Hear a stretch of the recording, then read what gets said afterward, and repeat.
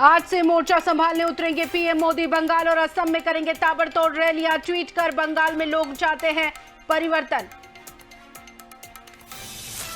मध्य प्रदेश के 1.25 लाख परिवारों का आज होगा गृह प्रवेश। ग्रामोदय कार्यक्रम का शुभारंभ करेंगे मुख्यमंत्री शिवराज। अमित शाह, नरेंद्र सिंह तोमर भी होंगे शामिल। कोरोना पर सीएम शिवराज सिंह की अहम बैठक। शाम 6 बजे मंत्रालय में वीडियो कॉन्फ्रेंसिंग के जरिए चर्चा। Collectors, commissioner, CMHO, medical college के डीन होंगे शामिल। देश में 24 घंटे में करीब 36,000 कोरोना मरीज मिले तो मध्य प्रदेश में 832 नए कोरोना संक्रमित आए सामने, 2 की हुई मौत। छतरपुर में यात्री बस ओवरब्रिज की दीवार से टकराई। हादसे में 2 की मौत, 88 लोग घायल। सागर से इलाहाबाद जा रही थी बस।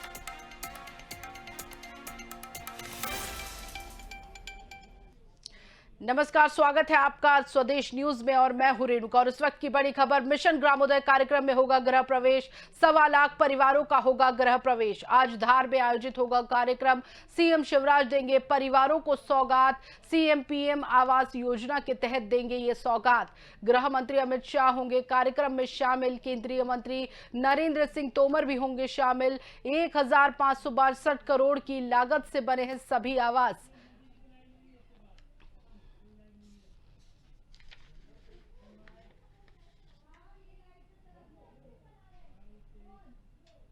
और मोर्चा संभालने उतर चुके हैं पीएम मोदी। आइए आपको सीधे लिए चलते हैं। माननीय प्रधानमंत्री महाशय के এই সভাতে স্বাগত জানাচ্ছি।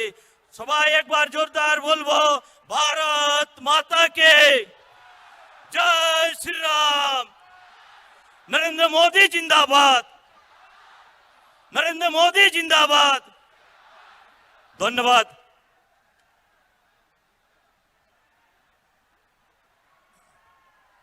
ধন্যবাদ আমাদের প্রিয় সাংসদ সম্মানীয় জ্যোতির্ময় সিং মাহাতো মহাশয়কে ওনার মূল্যবান বক্তব্য রাখার জন্য।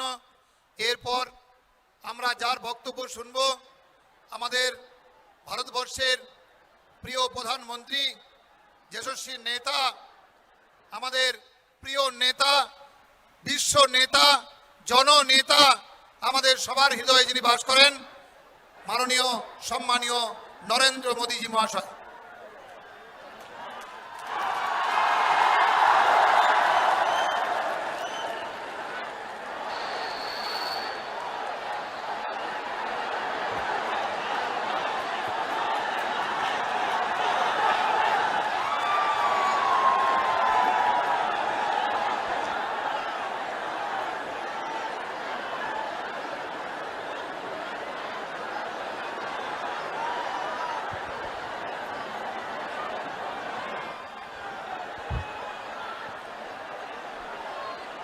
भारत माता की, भारत माता की नमस्कार। आपनारा केमन आছেন? আমি এই রাঙ্গামাটির দেশে পা রেখে নিজেকে অনেক ভাগ্যশালী মনে করছি।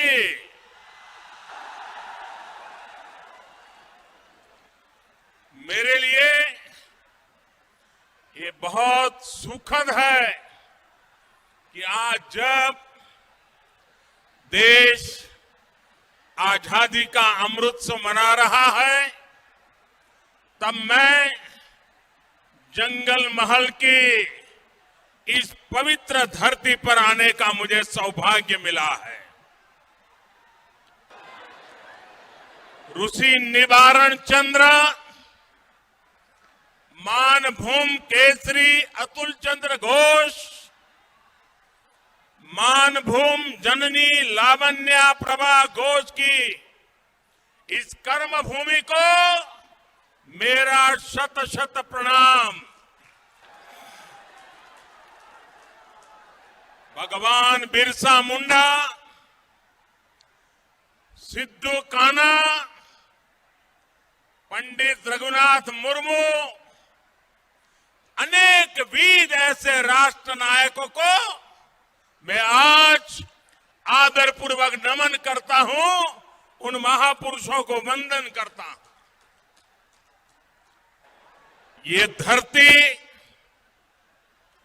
भगवान राम और मां सीता के वनवास की भी साक्षी रही है।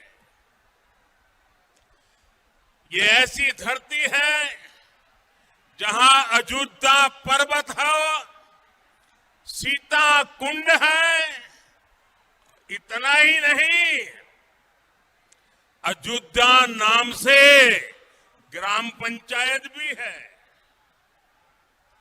कहते हैं कि वनवास के दौरान जब मां सीता को प्यास लगी थी तो राम जी ने जमीन पर बाण मारकर पानी की धारा निकाल दी थी।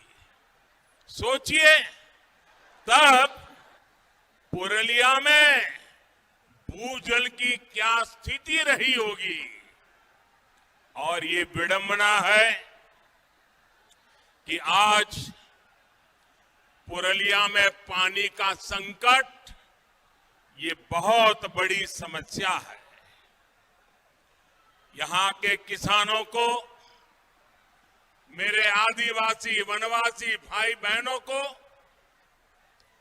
इतना पानी भी नहीं मिलता कि वो सही से खेती कर सके।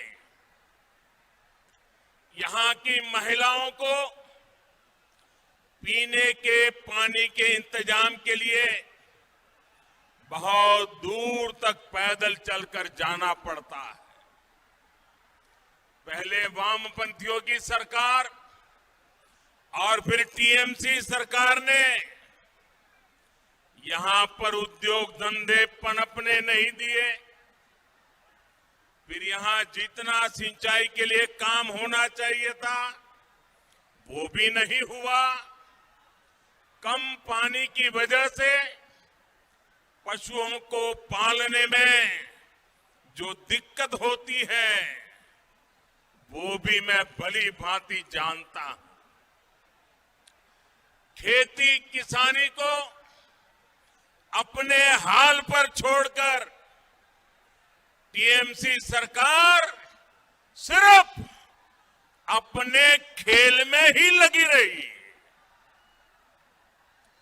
इन लोगों ने पुरलिया को दिया है जल संकट से भरा जीवन। इन लोगों ने पुरलिया को दिया है पलायन। इन लोगों ने पुरलिया के गरीबों को दिया है भेदभाव भरा शासन। इन लोगों ने पुरलिया की पहचान बनाई है देश के सबसे पिछड़े क्षेत्र के रूप में। ये लोग कैसे काम करते हैं इसका बहुत बड़ा उदाहरण है Purulia piped water supply project. 8 साल हो गए, ये अब तक अधूरा पड़ा है। साहेब बांध सरोवर की स्थिति भी आपके सामने है।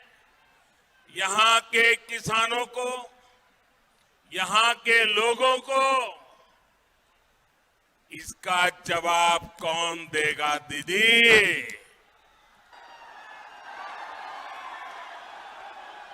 दीदी, ये लोग आपसे जवाब मांग रहे हैं। जवाब मांग रहे हो कि नहीं मांग रहे हो? दीदी ने जवाब देना चाहिए कि नहीं देना चाहिए? दीदी ने अपना काम का हिसाब देना चाहिए कि नहीं देना चाहिए? अरे दीदी, बोछोरेर पोर बोछोर धोरे एकटा सेतुओ तैरी করতে পারলো না তৃণমূল। এখন বলছে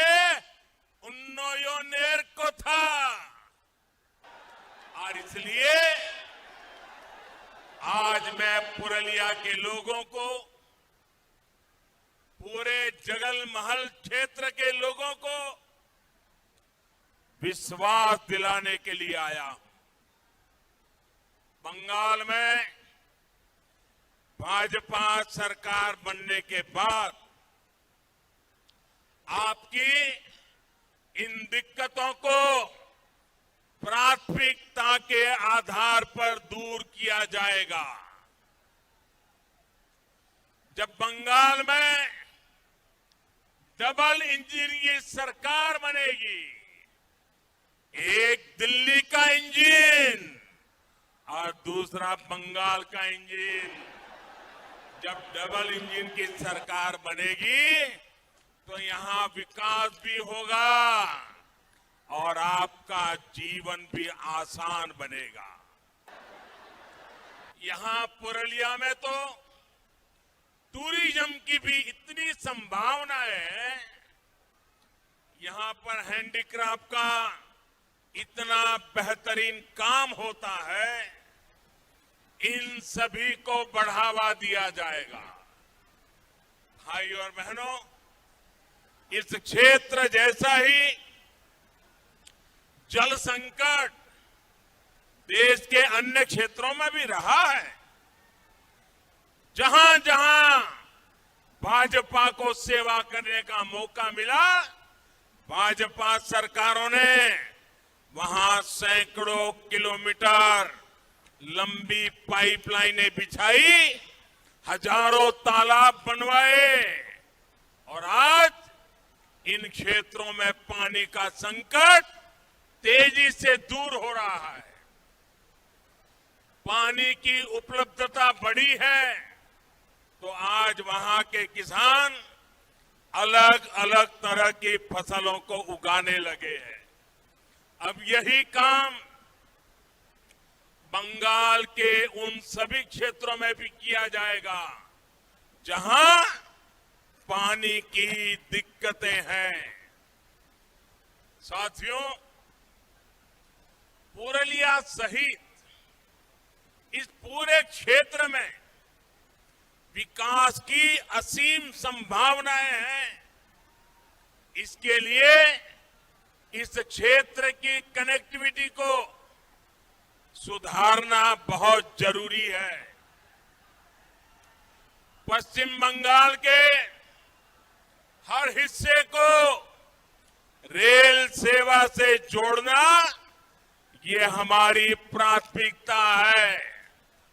इस समय पश्चिम बंगाल के अलग अलग हिस्सों में करीब 50,000 करोड़ रुपए के प्रोजेक्ट के लिए स्वीकृति दे दी गई है। पूर्वी भारत के विकास को नई बुलंदी देने का सामर्थ्य रखने वाले ईस्टर्न डेडिकेटेड फ्रेट कॉरिडोर का एक सेक्शन शुरू भी हो चुका है। 2 मई के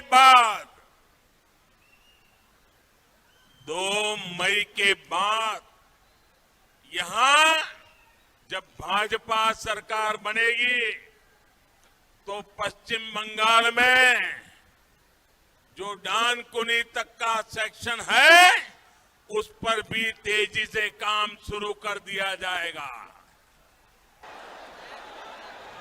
पुरलिया भी इस कॉरिडोर से जुड़ेगा और यहां उद्योगों के लिए, रोजगार के लिए अनेक अवसर बनेंगे। रेल के अलावा रोड कनेक्टिविटी को भी सशक्त किया जा रहा है। इस वर्ष के केंद्र सरकार के बजट में पश्चिम बंगाल में हाईवे का सिस्टम मजबूत करने के लिए हजारों करोड़ रुपयों की भी विशेष व्यवस्था की गई है। साथियों, 2 मई के बाद जब यहां भाजपा सरकार बनेगी तो पुरलिया सहित इस पूरे क्षेत्र में ऐसी व्यवस्थाएं बनाई जाएगी ताकि लोगों को पलायन के लिए मजबूर न होना पड़े।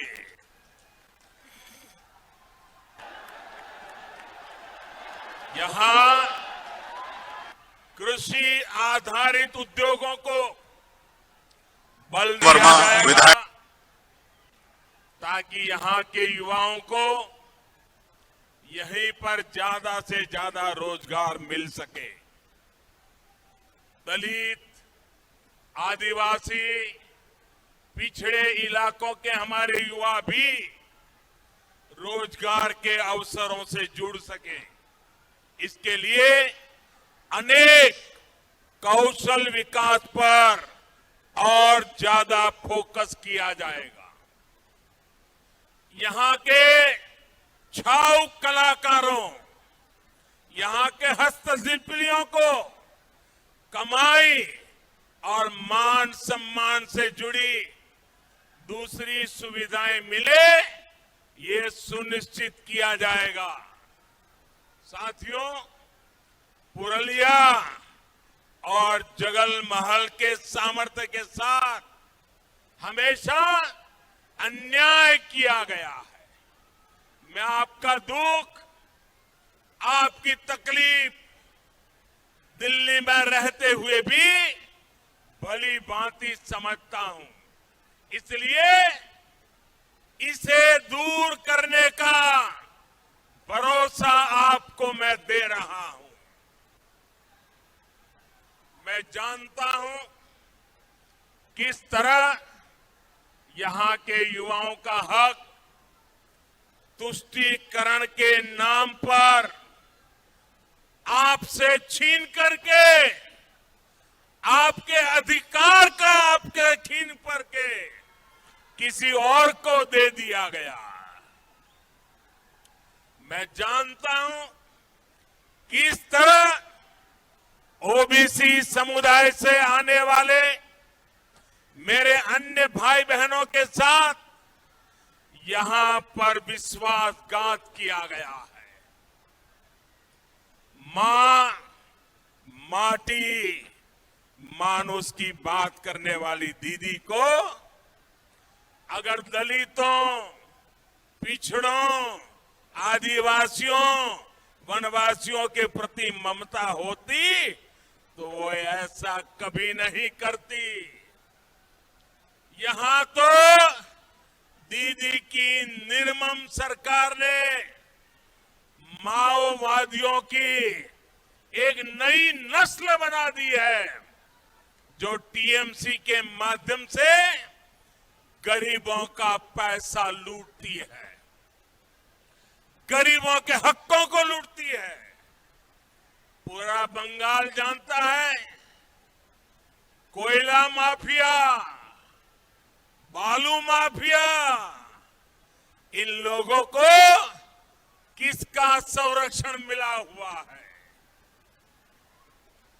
अपने राजनीतिक लाभ के लिए दीदी की सरकार माओवादी हिंसा को भी बढ़ावा देती है और इन सब का नुकसान उठाना पड़ता है आपको, मेरे गरीब भाइयों बहनों को, मेरे नौजवानों को, मेरी माताओं बहनों को, यहां की महिलाओं को, यहां के बच्चों को। और इसलिए आज बंगाल की जनता कह रही है, आज बंगाल की जनता कह रही है, एक एक बंगाली कह रहा है, अत्याचार अनेक करे छो दीदी, ভয় দেখানোই তোমার অস্ত্র, রুখে দাঁড়াবে এবার বাংলার মানুষ মা দুর্গার আশীর্বাদে করবে তোমায় পরাস্ত।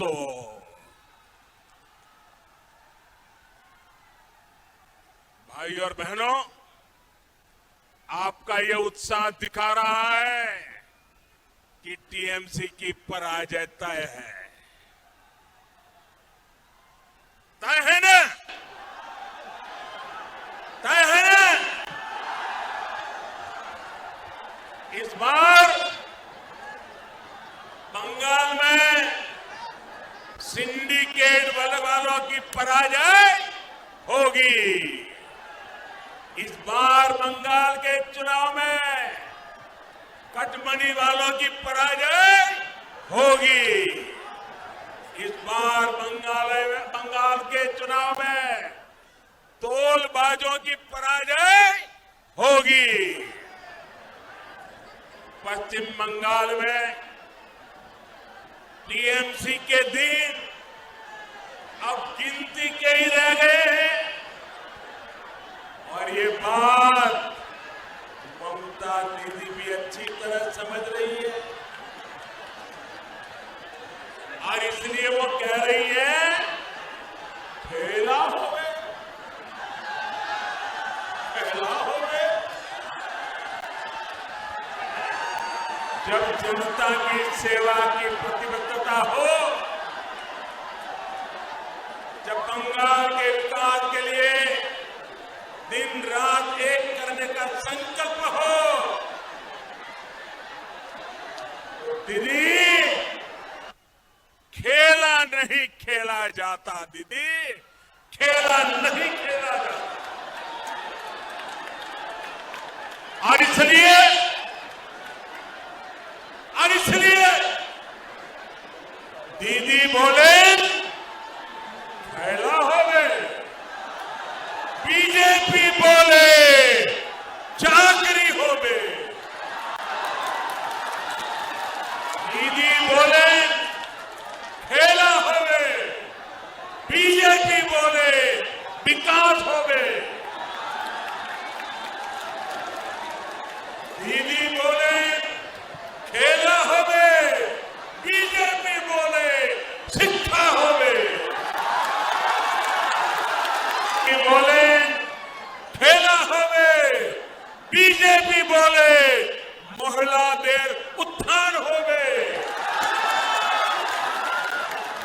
दीदी बोले खेला हो गए, बीजेपी बोले যুব শক্তির সম্পূর্ণ বিকাশ হবে। दीदी बोले खेला হবে, बीजेपी बोले সবার পাকা বাড়ি হবে। दीदी बोले खेला হবে, बीजेपी बोले প্রত্যেক ঘরে কল হবে আর কলে পরিষ্কার জল হবে। दीदी बोले खेला হবে, बीजेपी बोले ग्रामे ग्रामे জন সুবিধা হবে। दीदी बोले खेला হবে, बीजेपी बोले হাসপাতাল হবে। दीदी बोले खेला হবে, बीजेपी बोले स्कूल হবে। दीदी स्कूल হবে। दीदी ओ दीदी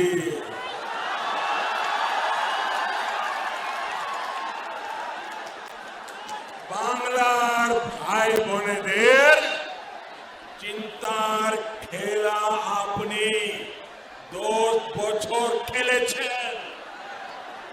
খেলা শেষ হবে, বিকাশ আরম্ভ হবে।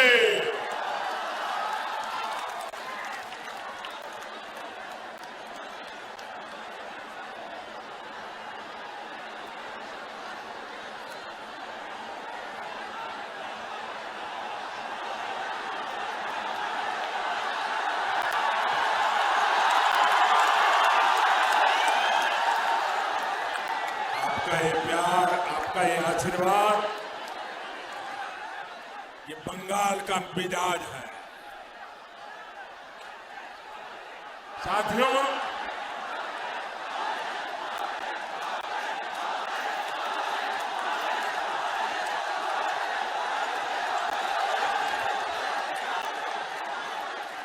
साथियों, दीदी को बंगाल के लोगों के हितों से ज्यादा खेल की चिंता पड़ी है, लेकिन दीदी ये भूल रही है कि इस बार खुद बंगाल की जनता उनके विरोध में खड़ी है। 10 साल का विश्वासघात, 10 साल की दुर्नीति, इसकी सजा अब बंगाल के लोग इस चुनाव में उन्हें दे करके रहेंगे। कोलकाता की ब्रिगेड रैली के बाद जो कुछ भी हो रहा है वो आप भी देख रहे हैं, देश भी देख रहा है। 10 साल के तुष्टीकरण के बाद लोगों पर लाठियां, डंडे चलवाने के बाद अब ममता दीदी अचानक बदली सी दिख रही है। ये हृदय परिवर्तन नहीं है, ये हारने का डर है। ये बंगाल की जनता की नाराजगी है जो दीदी से सब कुछ करवा रही है। दीदी, आप ये सब करते रहिए, हर तरह से खेलते रहिए, लेकिन ये मत भूलिए कि बंगाल की जनता की याददाश्त बहुत तेज होती है। बंगाल की जनता को याद है कि गाड़ी से उतरकर आपने कितने लोगों को डांटा फटकारा और पुलिस को कह रहे थे पकड़ो, जेल में डाल दो। तुष्टीकरण के लिए आपकी हर कार्रवाई बंगाल के लोगों को याद है।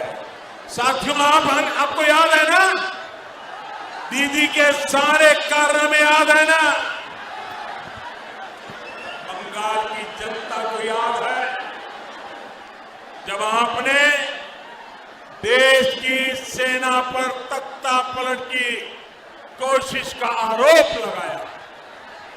जब पुलवामा हमला हुआ तो आप किसके साथ खड़ी थी, ये भी बंगाल के लोग भूले नहीं।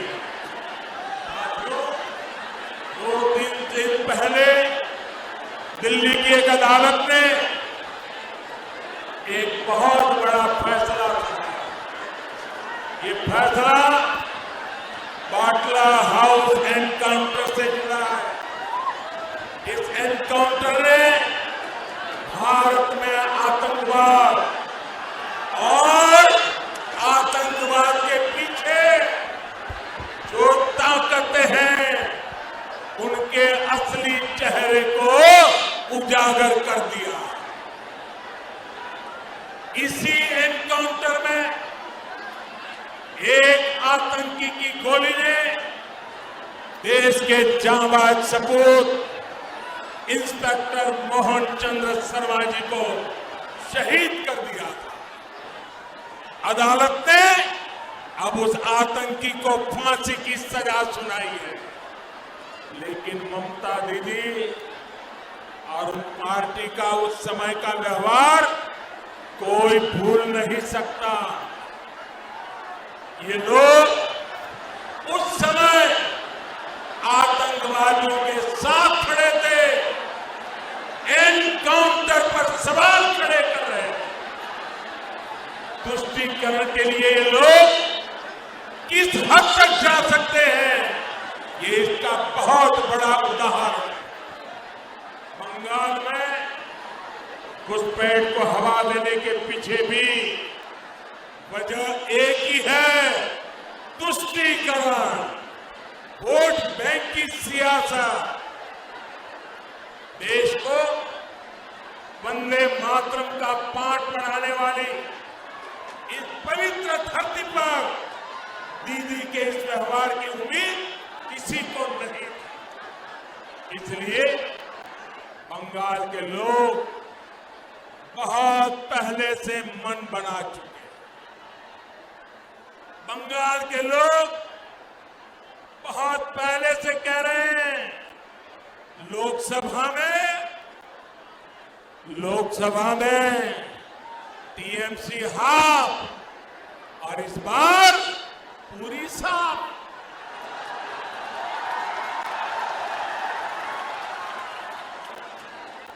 लोगों का ये इरादा देख दीदी अपनी खींच मुझ पर निकाल रही है। वो क्या क्या नहीं कह रहे, वो भाजपा के कार्यकर्ताओं पर भी भड़की हुई है। लेकिन हमारे लिए तो देश की करोड़ों बेटियों की तरह दीदी भी भारत की एक बेटी है, जिनका सम्मान हमारे संस्कारों में रचा बसा।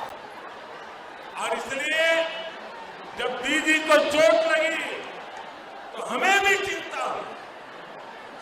मेरी भगवान से प्रार्थना है कि उनके पैरों की चोट जल्द से जल्द ठीक हो। भगवान के प्रार्थना कोरी आपनी शीघ्र ही सुस्तो हो उठे। साथियों, पश्चिम बंगाल तभी प्रगति कर सकता है जब विकास प्रक्रिया में सभी साझेदार एक साथ आ सके। लेकिन दलित दीदी ने बंगाल के दलितों, पिछड़ों, आदिवासियों, वनवासियों को कभी अपना साझेदार माना ही नहीं। बीते 10 सालों में कट, कमीशन और तोलाबाजी कल्चर का सबसे बड़ा नुकसान बंगाल के गरीब, बंगाल के दलित, बंगाल के वंचित, बंगाल के आदिवासी को ही हुआ है। यहां जो लाखों गरीबों को पक्के घर मिल रहे हैं, उसमें भी टीएमसी के तोलाबाज हर कदम पर अड़ंगा लगाते हैं। केंद्र से गरीब के लिए सस्ता चावल भेजा जाता है, उसको भी टीएमसी के तोलाबाज नहीं छोड़ते। बीते साल कोरोना के समय जब महीनों तक मुफ्त चावल और दाल का प्रबंध किया गया, तो दीदी के तोलाबाजों ने उसमें भी घोटाला कर दिया। साथियों, आप याद करिए, जब अम्फान साइक्लोन आया और बंगाल की जनता राज्य सरकार की ओर उम्मीद लगाए देख रही थी, तो दीदी ने क्या किया था? अगर सहायता राशि चाहिए तो एक हिस्सा पार्टी ऑफिस में जमा करवाइए, अगर नुकसान न भी हुआ हो तो भी आपको सहायता राशि मिल सकती है। बल्कि एक ही शर्त है, पहले पार्टी ऑफिस में पैसे जमा करके आ जाइए। जरा सोचिए, ऐसी आपदा में भी टीएमसी की कटबनी चलती रही। साथियों, इस क्षेत्र के हमारे संथाल भाई बहन, अन्य आदिवासी साथी वन अधिकारों को लेकर, कृषि उत्पादों के सही मूल्य को लेकर कब से मांग कर रहे हैं, लेकिन दीदी ने उनकी बातों पर भी ध्यान नहीं दिया। खेती और वन उत्पादों पर निर्भर रहने वाले हमारे आदिवासी साथियों को ममता दीदी ने अपने हाल पर छोड़ दिया। जबकि भाजपा सरकार कहीं भी हो, केंद्र में हो या राज्य में आदिवासी हितों की रक्षा, उनके बच्चों का कल्याण, ये हमारी सबसे पहली प्राथमिकता में रहा है। साथियों, ये अटल जी की ही सरकार थी जिसने आदिवासी हितों की रक्षा को और उनके कल्याण के लिए अलग से एक मंत्रालय बनाया था, आदिवासियों का अलग मंत्रालय। आदिवासी हितों के लिए केंद्र सरकार ने अलग बजट बनाया, अनेक योजनाएं शुरू की गई है। बंगाल में 36 लाख से ज्यादा उज्ज्वला के गैस कनेक्शन दलित, आदिवासी और पिछड़े परिवारों को मिले हैं। वन उत्पादकों की एमएसपी बढ़ाने के साथ ही हमारी सरकार ने वन उपज की संख्या में भी वृद्धि की है। इस वर्ष के केंद्रीय बजट में भी आदिवासी क्षेत्रों की पढ़ाई, दवाई और कमाई के लिए बहुत बड़ा प्रावधान किया गया है। केंद्र सरकार ने दलित परिवारों, एससी परिवारों के बच्चों को पढ़ाई और कमाई के बेहतर अवसर देने के लिए आर्थिक मदद बहुत ज्यादा बढ़ाई है। डबल इंजन की सरकार बनने के बाद इसका लाभ बंगाल के लाखों दलितों, लाखों मेरे आदिवासी बच्चों को भी हुआ। आदिवासी बच्चों को अच्छी शिक्षा मिले, इसके लिए सैकड़ों एकलव्य स्कूल खोले जा रहे हैं। यहां का एकलव्य स्कूल भी गरीब आदिवासी बच्चों का भविष्य बनाने के लिए काम करेगा। स्वतंत्रता आंदोलन में आदिवासी महापुरुषों ने योगदान का गौरवगान, उनके त्याग, तपस्या और बलिदान का गौरवगान, इसको आने वाली पीढ़ियां याद रखे, आदिवासी वीर पुरुषों को याद रखे, इसलिए उनके म्यूजियम भी बनाए जा रहे हैं। साथियों, युवाओं को रोजगार यहां बनने वाली भाजपा सरकार की सर्वोच्च प्राथमिकताओं में से एक होगा। यहां की भर्ती परीक्षाओं में जो खेल टीएमसी सरकार ने खेले हैं, वो सारे खेल बंद किए जाएंगे। जो युवा जो शिक्षक परीक्षा देने के बाद बरसों से इंतजार कर रहे हैं, उनकी मुश्किलें भी दूर की जाएगी।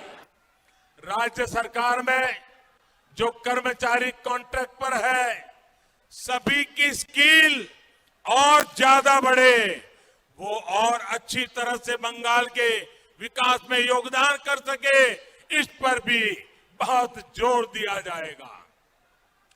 राज्य सरकार के जो बाकी कर्मचारी हैं, उन्हें भी ममता सरकार द्वारा अनेक सुविधाओं और मानदेयों से वंचित रखा गया है।